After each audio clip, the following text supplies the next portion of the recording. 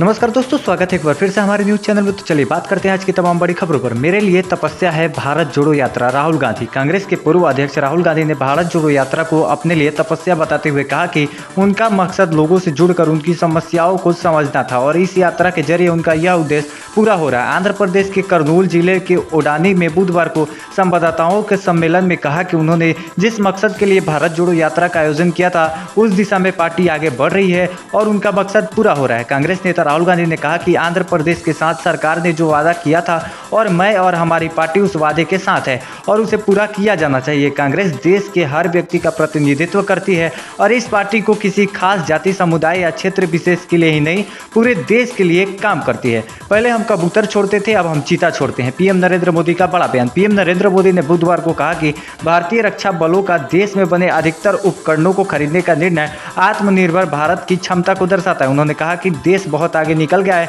क्योंकि पहले हम कबूतर छोड़ते थे और अब हम चीते को छोड़ते हैं। पीएम मोदी ने कहा कि विश्व स्तर पर रक्षा क्षेत्र में कुछ निर्माण कंपनियों के एकाधिकार के बावजूद भारत ने अपना स्थान बनाया है। उन्होंने डिफेंस एक्सपो का उद्घाटन करने के बाद कहा कि यह भारत में निर्मित रक्षा सामग्री पर बढ़ते विश्वास का भी प्रतीक है जिसका उद्देश्य देश की रक्षा निर्माण क्षमताओं का प्रदर्शन करना है। रेपिस्ट को बचाने का काम करती है बीजेपी। सुप्रीम कोर्ट से मिलेगा न्याय। बिल्किस बानो केस में आप नेता संजय सिंह का बड़ा बयान। गुजरात सरकार ने सुप्रीम कोर्ट को बताया कि बिल्किस बानो मामले में 11 दोषियों को 14 साल जेल की सजा पूरी करने के बाद रिहा कर दिया गया है क्योंकि उनका व्यवहार अच्छा पाया गया और उनकी रिहाई को केंद्र ने भी मंजूरी दी थी। लेकिन अब बिल्किस बानो केस में रेपिस्टों की रिहाई पर सवाल खड़े हो रहे हैं। आपके राज्यसभा सांसद संजय सिंह ने भी रेपिस्टों की रिहाई को लेकर बीजेपी सरकार पर सवाल खड़ा कर दिया है। सीबीआई की 9 घंटे लंबी पूछताछ के बाद यह बोले डिप्टी सीएम मनीष सिसोदिया। जी हां दोस्तों, आपको बता दें कि दिल्ली के डिप्टी सीएम और आम आदमी पार्टी के नेता मनीष सिसोदिया से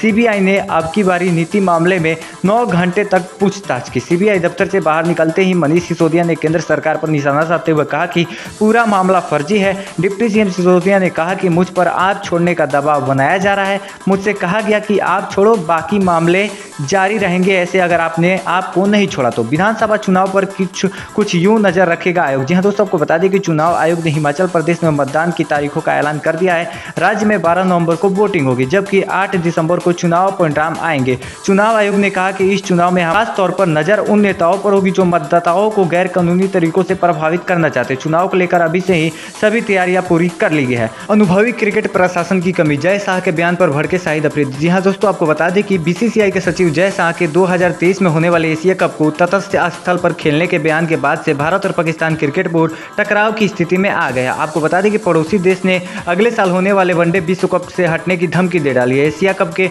2023 सत्र को 50 ओवर के प्रारूप में खेला जाएगा। भारत में आयोजित होने वाले विश्व कप से पहले खेले जाने वाले इस टूर्नामेंट की मेजबानी एशियाई क्रिकेट परिषद एसीसी ने पाकिस्तान को सौंपी गई है।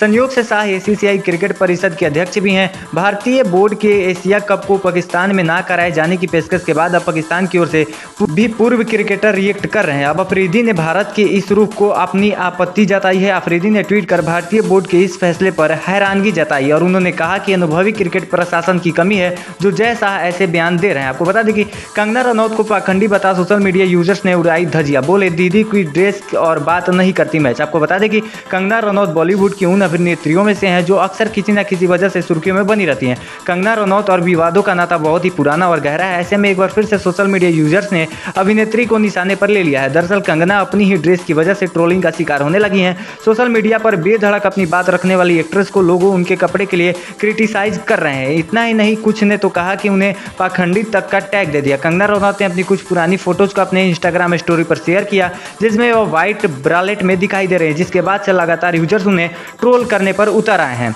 अमेरिकी डॉलर के मुकाबले फिर औंधे मुंह गिरा। रुपया 82.95 पर पहुंचा। रुपये बुधवार को डॉलर के मुकाबले 82 रुपये और 95 पैसे के नए रिकॉर्ड निचले स्तर पर पहुंच गया है। ब्लूमबर्ग ने बताया कि 82.36 रुपये के पिछले दिन बंद होने की तुलना में आज 82.30 रुपये पर खुला और फिर बढ़कर 82.93 प्रति डॉलर पर पहुंच गया है। मेरी भूमिका अब खड़गे साहब तय करेंगे, भारत जोड़ो यात्रा के दौरान बोले राहुल गांधी। कांग्रेस सांसद राहुल गांधी की अगुवाई में भारत जोड़ो यात्रा का आज 42वां दिन है। वहीं इस दौरान राहुल गांधी ने मीडिया को संबोधित करते हुए कांग्रेस अध्यक्ष पद के लिए हुई चुनाव पर खुलकर अपनी बात रखी। आंध्र प्रदेश में भारत जोड़ो यात्रा के दौरान कांग्रेस सांसद राहुल गांधी ने कहा कि मैं अपनी और ना ही कांग्रेस के अध्यक्ष की भूमिका बारे में कुछ कह सकता हूं, वह काम मल्लिकार्जुन खड़गे साहब का है। मेरी भूमिका क्या होगी वह अब नए अध्यक्ष तय करेंगे।